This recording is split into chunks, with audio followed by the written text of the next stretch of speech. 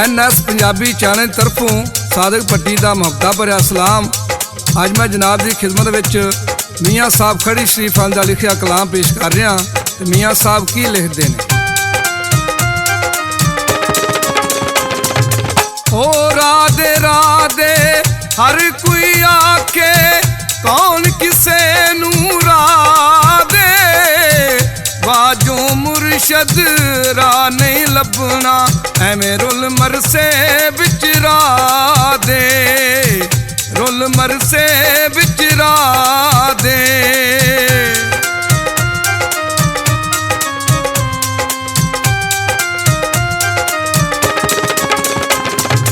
ओ मैं नीवी मेरा मुर्शद उच्चा, मैं नीवी मेरा मुर्शद उच्चा, उच्चियां दे संग लाई सदके जावां इन्हां उच्चियां कोलों जिन्हां नीवियां नाल निभाई, नीवियां नाल निभाई।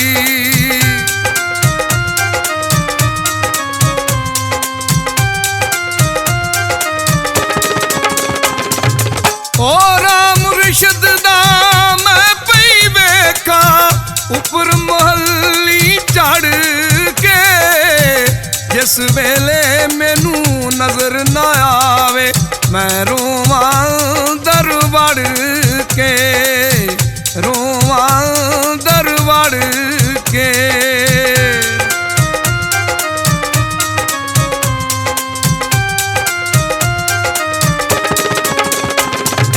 ओ माली दा कम पानी लाना, माली दा कम पानी लाना, कर दे खूब कमाया कदी ते खिड़सी बाग मुहम्मद जे रब बूटियां लाया, जे रब बूटियां लाया।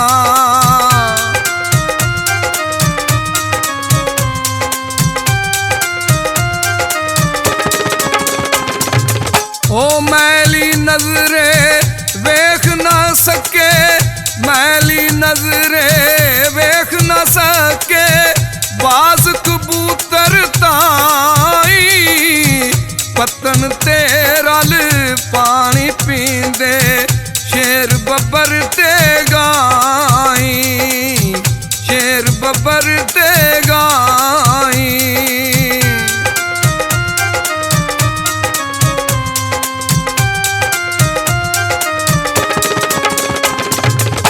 ले हा यार हवाले रब दे, ले हा यार हवाले रब दे, मेले 4 दिना दे, उस दिन ईद मुबारक होसी जिस दिन फेर मिलांगे, जिस दिन फेर मिलांगे।